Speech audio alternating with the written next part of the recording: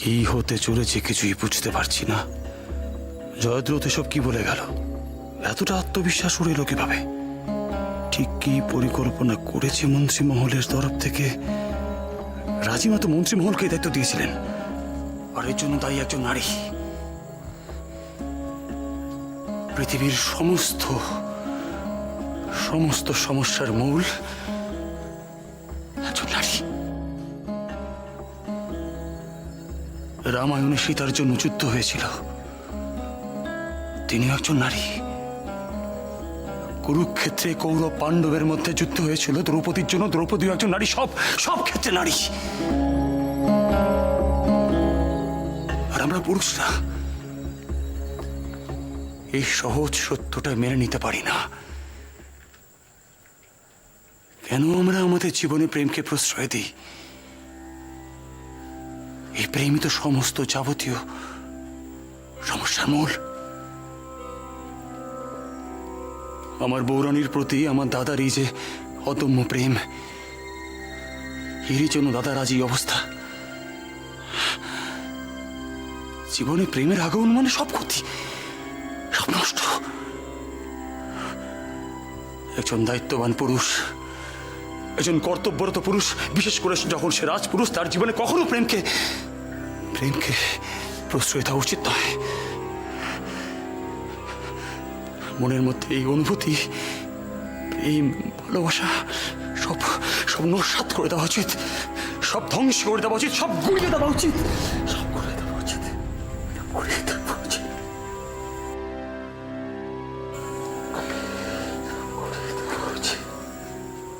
সত্যি কি তাই?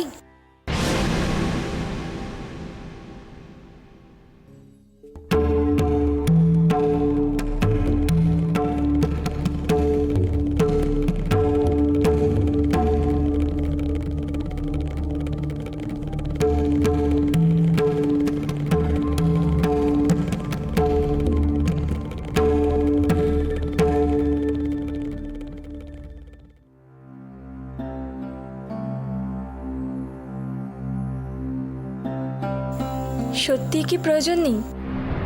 পুরুষের জীবনে প্রেমের কোনো প্রয়োজন নেই? না, কোনো প্রয়োজন নেই। প্রেমের কোনো প্রয়োজন নেই পুরুষের জীবনে। প্রেম পুরুষকে অন্ধ করে দেয়, অন্ধ।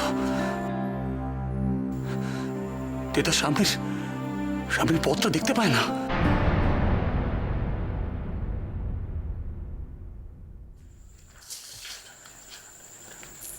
তবু এক অন্ধ ভিখারি পথ চলে। তার একমাত্র অবলম্বন থাকে তার স্ত্রী। সেই কিন্তু তাকে সঠিক পথ দেখায়। আর এ কি প্রেম ছাড়া সম্ভব? মিথ্যা, মিথ্যা।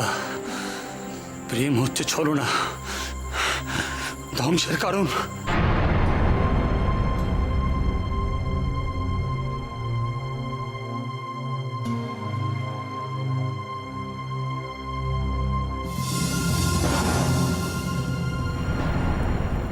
প্রেম দেয় আশ্রয়, প্রেম থেকে আসে সৃষ্টি। ভুলে যাবেন না, আপনার জন্মের প্রেক্ষাপটে রয়েছে কোনো এক প্রেমেরই মুহূর্ত।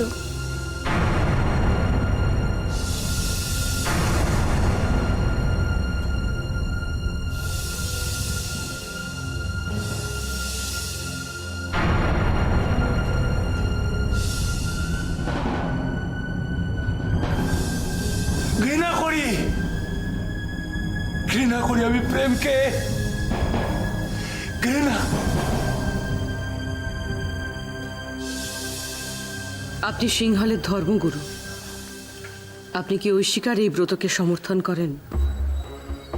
কিন্তু এই ব্রত, আপনার গলার স্বরে সংশয় প্রকাশ পাচ্ছে। এই শিব পার্বতী ব্রত কেন করা হয় সেটা নিশ্চয়ই আপনার জানা আছে রাজপুরোহিত মশাই। চিরকাল স্বামী সোহাগিনী থাকার জন্য। সেটা আশা করি আপনি স্বীকার করবেন। আমি সেটা স্বীকার করি। তাহলে যেই সময় উপতিষ্য দ্বিতীয় বিবাহ করতে যাচ্ছে তখন তার প্রথমা স্ত্রীর এই ব্রত করার অর্থ, সেটা কি দ্বিতীয় বিবাহের পক্ষে আদৌ শুভ? ঐশিকার এই ব্রত উপতিষ্যর দ্বিতীয় বিবাহ কিংবা দ্বিতীয় স্ত্রীর পক্ষে কি মঙ্গলের? না, তা ঠিক নয়। কিন্তু আপনি আমাকে কি করতে বলছেন? কারোর ব্রত আমি বন্ধ করতে পারি না। কেন পারেন না? দেশের ধর্মগুরু হিসেবে সিংহলের মঙ্গলের জন্য উপতিষ্যর দ্বিতীয় বিবাহে অমঙ্গলকারী এই ব্রতকে আপনি বন্ধ করান। দেখুন, আপনি যা বলছেন আমি তা মানছি, কিন্তু আপনাদের পরিবারের জ্যেষ্ঠা, আপনাদের রাজিমা, তিনি এই ব্রত করার কথা বলেছেন। আমি একজন রাজপুরোহিত, এই ব্রত বন্ধ করার কথা বলে আমি আপনাদের জ্যেষ্ঠাকে অমান্য করতে পারি না। রাজপুরোহিত মশাই, আমি বললেও কি আপনি এই ব্রত বন্ধ করতে পারবেন না? আমার তো মনে হয় দেশের রাজার বিবাহে বিঘ্ন ঘটিয়ে দেশকে যদি উত্তরাধিকারীর থেকে বঞ্চিত করা হয় তাহলে সেই কাজে আপনার বাধা দেওয়া উচিত। ত্রিজটা,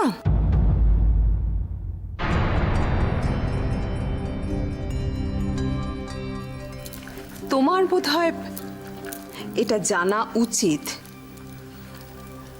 কোনো ক্ষতির উদ্দেশ্য না নিয়ে কেউ যদি ব্রত পালন করে তাহলে তা বন্ধ করা যায় না।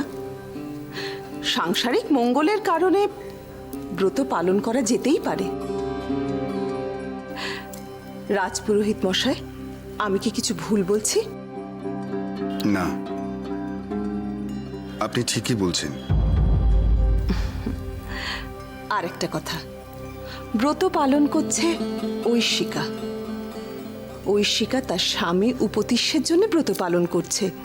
উপতিষ্য বা ঐশিকা কারোরই কোনো সমস্যা নেই।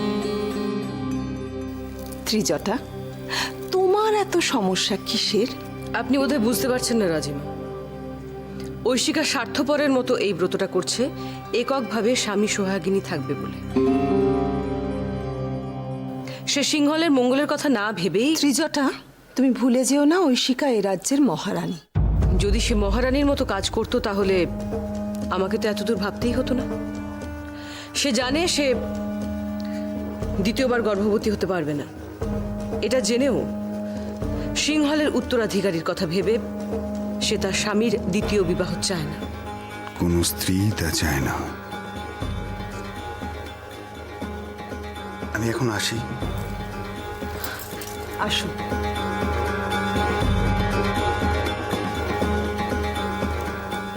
ত্রিজটা, তোমার বোধহয় এই কথাটা জানা উচিত যে উপতিষ্য দ্বিতীয় বিবাহ করতে চান না ঐশিকা বলা সত্ত্বেও। আর রাজ পরিবারের সম্মান নিয়ে তুমি খুব চিন্তিত, তাই না? তাহলে তো তোমার এটাও জানা উচিত যে ঐশিকা রাজবধূ। ঐশিকাকে অপমান করা মানে রাজ পরিবারকে অপমান করা, আর রাজ পরিবারকে অপমান করা মানে সেই অসম্মানের ভাগীদার তুমিও যে ত্রিজটা। আপনি বোধহয় কিছু বলতে চেয়েও বলতে পারছেন না কবি শ্রেষ্ঠ, দয়া করে নির্দ্বিধায় বলুন। আসলে এই প্রসঙ্গ এমন এক ব্যক্তিকে নিয়ে যিনি আপনার খুব কাছের মানুষ। আপনি বরাহদেবের কথা বলছেন তো? হ্যাঁ মহারাজ। মহারাজ, শুনলাম নাকি উনি নবরত্ন সভা থেকে। মহারাজ, আপনাদের দুজনের মধ্যে এমন কি ঘটলো যে উনি এইরকম চরম সিদ্ধান্ত নিতে বাধ্য হলেন? বরাহদেবের গণনা নিয়ে আমার মনের মধ্যে যে সংশয় ছিল সেটা বোধ করি উনি মেনে নিতে পারেননি। তাই আমার নবরত্ন সভার থেকে পদত্যাগ করে আমায় চূড়ান্ত অপমান করতে উনি বিন্দুমাত্র পেছপা হননি। অপরাধ মার্জনা করবেন মহারাজ। মহারাজ, আমার মনে হয় আপনার এই ধারণা সম্ভবত ভ্রান্ত। মহারাজ, আমার মনে হয় নবরত্ন সভা থেকে উনি পদত্যাগ করেছেন আপনাকে অপমান করবার জন্য নয়, চরম মনোকষ্ট থেকে। ভবিষ্যতে ফল যাই হোক না কেন, আপনাদের মধ্যে যাতে এই মনোমালিন্য না হয় সেটাই আমি চাই। আমিও চাই বরাহদেব এখানে থাকুন, কারণ তাকে ছাড়া তো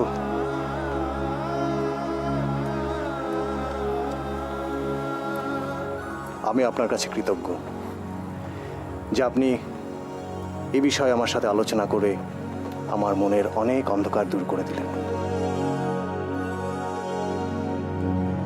দেখা যাক আসন্ন সময়ে বরাহদেবের গণনা কতটা সত্য বলে প্রমাণিত হয়।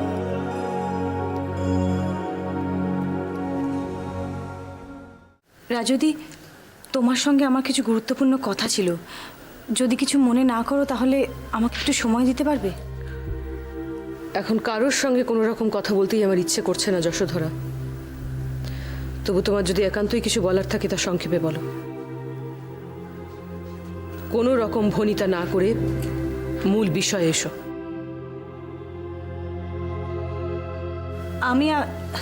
আমি তোমাকে এমন একটা কথা বলতে পারি যেটা শুনে তোমার মন আনন্দে ভরে উঠবে। তাই নাকি? কি বিষয়ে কথা বলতে চাইছো তুমি? দাদার বিবাহ সংক্রান্ত বিষয়। দাদার বিবাহ সংক্রান্ত সমস্যার সমাধানের জন্য মন্ত্রিমণ্ডলে বৈঠক বসেছে এবং তারা এই সমস্যার সমাধান খুঁজছে। আমার স্বামী সেই সমস্যার সমাধান খুঁজে বের করেছেন। জয়দ্রথ? জয়দ্রথ কি সমস্যার সমাধান খুঁজে বের করেছে? কি বলছো কি তুমি? হ্যাঁ, সমাধান মানে উনি সমাধানের একটা উপায় বের করেছেন এবং মন্ত্রিমণ্ডলের সবাই তা মেনে নিয়েছেন। সমাধানের উপায়টা কি? উপায় সম্পর্কে যতটুকু জানতে পেরেছি, উপায়টা দাদার পক্ষে কল্যাণকর, কিন্তু বৌরানীর পক্ষে নয়। সমাধানের উপায়টা জানা দরকার যশোধরা। উপায়টা হলো বিবাহ প্রস্তাব মেনে নেওয়া। উনি এখনই মহারাজকে বলতে চলেছেন যাতে এই প্রস্তাব ফিরিয়ে না দিয়ে তা গ্রহণ করা হয়। কি বলছো কি তুমি? তুমি এ বিষয়ে নিশ্চিত? হ্যাঁ রাজৌদি। তুমি জানো না যশোধরা, তুমি জানো না তুমি আমাকে কি সংবাদ দিলে? এখন এই পরিস্থিতিতে দাঁড়িয়ে এর থেকে ভালো আর কিছু হতেই পারে না। এবার কিন্তু রাজিমা আমার সত্যি সত্যি খুব ভয় করছে। রাজৌতি যা শুরু করছেন তাতে। কৌরকি, তুমি এভাবে ভেঙে পড়ো না। ত্রিজাটা কিচ্ছু করতে পারবে না। আমরা সকলে আছি তো। আমরা সকলে আছি, ঠিক আছে, কিন্তু রাজিমা, রাজৌতি দেখুন, মহারাজ এবং রানীর যে পারস্পরিক ভালোবাসা, রানীর প্রতি মহারাজের যে কর্তব্যবোধ, সেটা এতদিন ছিল প্রাসাদের অভ্যন্তরীণ বিষয়। কিন্তু কিন্তু এই মুহূর্তে রাজৌতি যা করছেন তাতে সেটা বাইরের লোকেরও আলোচনার বিষয়বস্তু হয়ে উঠেছে। তুমি ঠিক কি বলতে চাইছো বলো তো? রাজৌতি এমনভাবে প্রচার করেছেন প্রজাদের মধ্যে, এই মুহূর্তে তারা সবাই বুঝতে পারছেন যে মহারাজ কেবলমাত্র রানীর জন্যই দ্বিতীয় বিবাহ করছেন না। কিন্তু রাজিমা, এতে তো আমাদের রানীকে ছোট করা হয়, তাই না?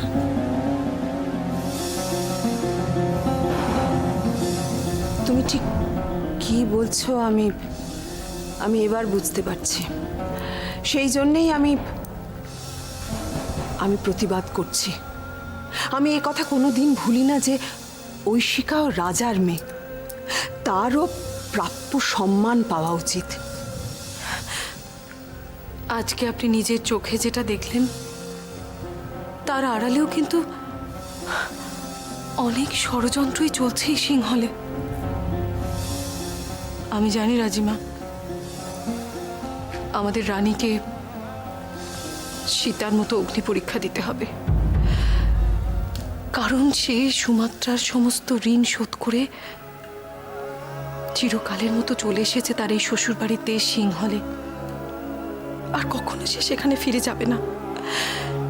কিন্তু কিন্তু এখানকার এই প্রতিকূল পরিস্থিতিতে সে যদি থাকতেই না পারে, তখন আমিও এ বিষয় নিয়ে গভীরভাবে চিন্তিত। তার মঙ্গলের জন্য আমি ব্রত পালন করাচ্ছি। দেখো, ভবিষ্যতে কি হবে আমরা কেউ জানি না,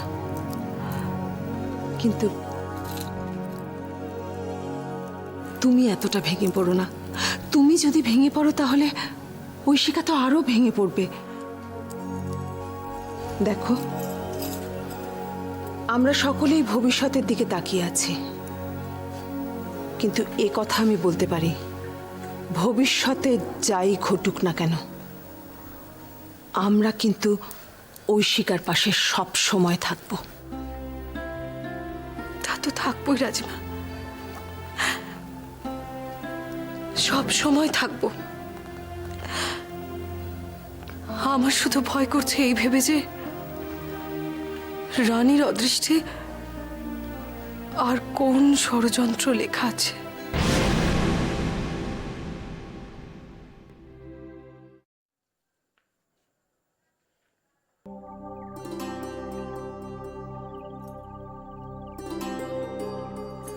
এ কি মিহির, তুমি এখানে কখন এলে? বাবার সঙ্গে এসেছিলাম, রাজকুমার সঙ্গে দেখা হলো, আমাদের অনেক কথা হলো। তাই? কি বললো তোমায় রাজকুমারী? রাজকুমারী তো খুব মন খারাপ, এখন অনেকটা মন খারাপ কেটে গেছে। তুমিও বা এত চিন্তা করছো কেন? তোমার কিচ্ছু হবে না, আমি তো আছি, রাজকুমারীও আছে। এইটুকু একটা ছেলে, এও আমার সমব্যথী। খনা আর আমার দুজনের জন্যই চিন্তিত। সমাজে আজও এমন সুন্দর মনের মানুষ আছে, আমার স্বামীর মতো দরদি মনের মানুষ। প্রণাম রানীমা। প্রণাম। এসো মেয়ে, চলো আমরা বাড়ি যাই। এসো। আমি এক সামান্য নারী, আমার ক্ষমতা আর কতখানি রাজপুরোহিত মশাই। তবুও সিংহলের মহারাজ যাতে সমস্ত বিপদ থেকে মুক্তি পান, সে কারণে আমি ব্রত করছি। আমি সিংহলের সকল প্রজাদেরও মঙ্গল কামনা করি। এছাড়া আমার আর কোনো উদ্দেশ্য নেই, বিশ্বাস করুন, কোনো উদ্দেশ্য নেই আমার। আমি জানি রানীমা, আপনি নিষ্ঠার সঙ্গে ব্রত পালন করুন। আর রাজিমা যখন বলেছেন, চলো ঐশিকা, মন্দিরে চলো, ব্রত পালনের সময় হয়ে গেছে। এসো। আসছি রাজিমা, আসি পুরোহিত মশাই।